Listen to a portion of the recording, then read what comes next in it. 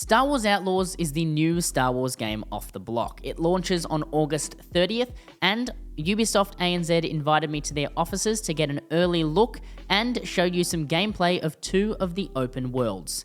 Before we continue, this is a spoiler-free video. I will not be talking about any story elements. The background gameplay will feature quests, but I have cut out all of the dialogue, so you aren't spoiled by any characters, story arcs, nothing. It's just gameplay. Let's continue. Star Wars games aren't in the best spot at the moment.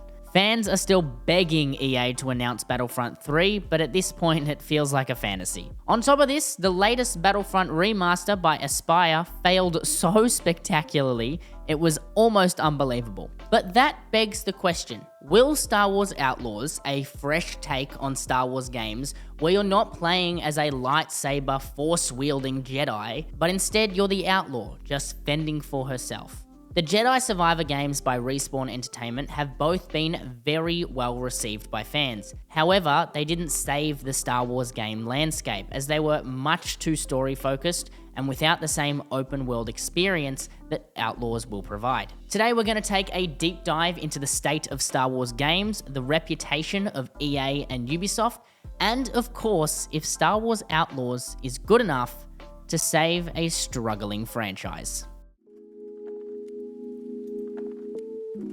Let's take a look at all of the most recent Star Wars game releases. Star Wars Battlefront 2 released way back in 2017 and was the last time we received a proper Star Wars multiplayer game. I mean, we did get Squadrons, but that felt more like a game mode that should have been in Battlefront. But Battlefront 2 didn't launch in a great spot. Launching heavily monetized and pay to win, it took a bit of time for fans to really start enjoying the game. It really took off when EA received the most downvoted comment in Reddit history, and they were forced to remove these monetization strategies. The game became a much needed success for the Star Wars community. However, development on Battlefront 2 ceased in 2020, and a second wind from Epic Games' free weekend didn't see EA or DICE pick the game back up, which was a wasted opportunity since player counts on PC absolutely skyrocketed, all thanks to Epic. Since the stop in development, modders have been absolutely carrying the community, and the game still has, albeit a rather small, but very dedicated fan base. Other than Battlefront 2, we've seen the release of two Jedi Survivor games, which were very well received, but short-lived, as they were very story-focused and not like the new open-world experience that Outlaws is going to offer.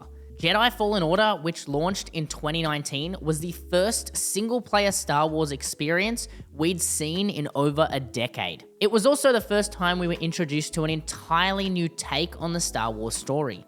This got Star Wars fans excited. While not the Battlefront 3 they wanted, the game was extremely well received and prompted the creation of a sequel. We also got a remaster of the original 2000s Battlefront games by Aspyr, which had crazy hype around it, and it is proof that fans want Battlefront 3, but it flopped. It flopped on such a spectacular level that fans didn't even come back to it less than a day after it being released. Another highly anticipated game was the open-world Mandalorian game developed by Respawn Entertainment, which was cancelled. This cancellation furthered the distrust that the community has in EA and its handling of the Star Wars IP. Some gamers going as far to say that EA ruined Star Wars games. But then, enter Ubisoft. Ubisoft hasn't made a Star Wars game, but it has made games for several other massive IPs, such as Tom Clancy and the Avatar movies. But while Ubisoft is new to the Star Wars game landscape, is their reputation able to be trusted by Star Wars fans to deliver the single-player experience they want and that they deserve? Now that we've taken a look at the state of Star Wars games, we should take a look at the reputations of the companies who are developing and publishing them. First, we have EA, who have published all of the most recent Star Wars games until they lost the exclusive rights to the IP. and this has allowed Ubisoft to throw their blaster into the ring. EA previously utilized developers DICE for the Battlefront games and Respawn Entertainment for the Jedi Survivor games. So let's take a look at the reputations of these three companies first. Starting with EA. Possibly one of the most infamous publishers in the video game industry. The center of plenty of memes surrounding microtransactions, whether those were FIFA packs, map packs, or in Battlefront case, characters, weapons, abilities, loot boxes, and I could go on. EA has never had a good reputation within the video game community, largely due to their business practices. Star Wars Battlefront 2 having such an aggressive microtransaction model that the devs had to completely remove them until they could be reworked, which is unheard of. An EA game with no microtransactions. It's safe to say that out of all of these major AAA publishers, EA's reputation with gamers is by far the worst. And some users will die on the hill that EA ruined Star Wars games by pulling extremely talented developers away from Star Wars Battlefront 2 and cancelling the would-be Mandalorian game. Now let's take a look at EA's developers, Respawn and DICE. Starting with DICE, they are the studio behind the Battlefield games and Star Wars Battlefront 2015 and 2017. DICE have usually been held in quite high regard within the gaming community. Games like Battlefield 3, 4, 1, and 5 were well loved among the players. However, Battlefront 2's launch drama saw a hit to their reputation, and with the abysmal launch of Battlefield 2042, it saw that reputation of the Battlefield franchise at least plummet. However, one thing is for certain. If EA are to greenlight Battlefront 3, there is no better studio under their wing than DICE to take up that job, and most gamers would agree with me. Now that we've taken a quick look at DICE, let's take a look at Respawn Entertainment. The developers over at Respawn have an absolutely stellar reputation with the gaming community. They've developed the critically acclaimed Titanfall series, Apex Legends, and while their Apex Legends reputation have taken a little bit of a hit due to Battle Pass changes, their commitment to creating a phenomenal single-player campaign for Titanfall 2 solidified them as a brilliant studio for single-player games, which explains why EA put them on the Jedi Fallen Order series that did so well. So while EA's reputation isn't great and isn't the best, at least the developers they put on games do have those good reputations and are trusted within the community.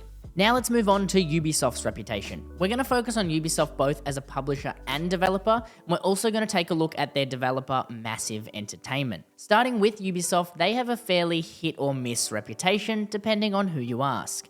They recently released Skull and Bones, which to most players was a pretty sizable letdown.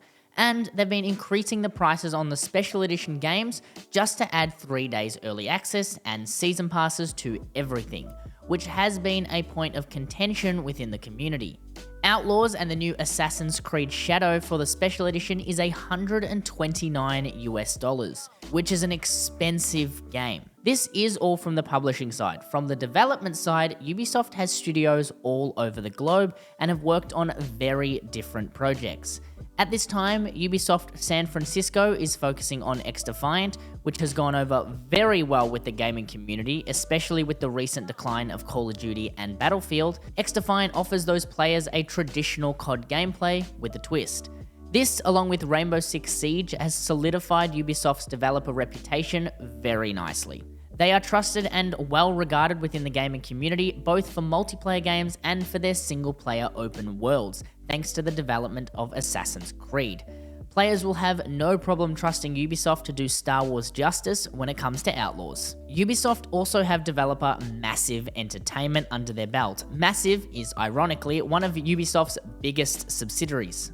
They worked on the Avatar game, Frontiers of Pandora, the Division games, and the World of Conflict games, just to name a few. Massive Entertainment has explored both multiplayer and single-player games, but most would agree their work on Assassin's Creed Revelations in 2011 and Avatar Frontiers of Pandora solidified their reputation as a safe bet for these single-player worlds. There are no doubts in my mind that Ubisoft have picked the right studio to undertake such a massive project with the Star Wars Outlaws game. So this is probably the part you've been waiting for. Is Outlaws actually a good game? Is it well polished? Is it something that's worth picking up and playing? Well, I'm going to separate this into 3 subparts. First, we're going to talk about the world and the visuals, then we're going to go on to focus about the gameplay, and finally, how the game feels hands-on. Starting with the visuals and the world that Massive and Ubisoft have created, I was given access to 2 planets during my 4-hour session. First was the planet of Tashara, which is a very wide open planet with a lot of space to go speeder riding, or racing if you come across another speeder as you're zooming across the planet. It also features some smaller towns and settlements, along with one main town where most of the action, at least in my hands-on session, took place. I was allowed to freely play through quests throughout this planet for 3 hours, and I spent most of that time running jobs for underworld criminals, betting on horses, and speeding across the world, which just looked fantastic.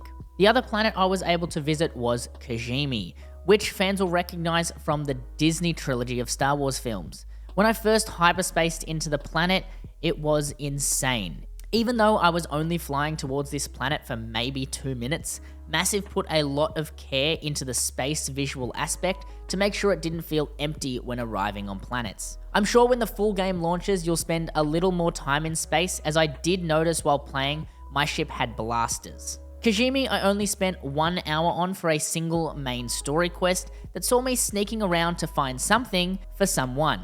Don't want to spoil anything for you. The towns within Tashara are very well polished. They're vibrant, they fit in, and there are NPCs everywhere, talking, gambling, shopping, or just walking around. It's worth noting you can't enter every door you see, but there is a nice balance of exploration. At one point, I ended up down an air vent and found some loot. That was nice. Now let's talk about the gameplay. Outlaws utilizes a soft automatic take cover system. It's not like Ghost Recon or Gears of War where you hold a button to move between covers and you spend most of your time behind cover. You simply walk or crouch behind cover and you'll automatically take cover and pop out when you aim. It's a fairly simple movement and combat system, but it feels pretty good once you've got your hands on it. It's also worth noting during the hands-on time I was playing on PC with a controller, so I can't speak for the mouse and keyboard feel.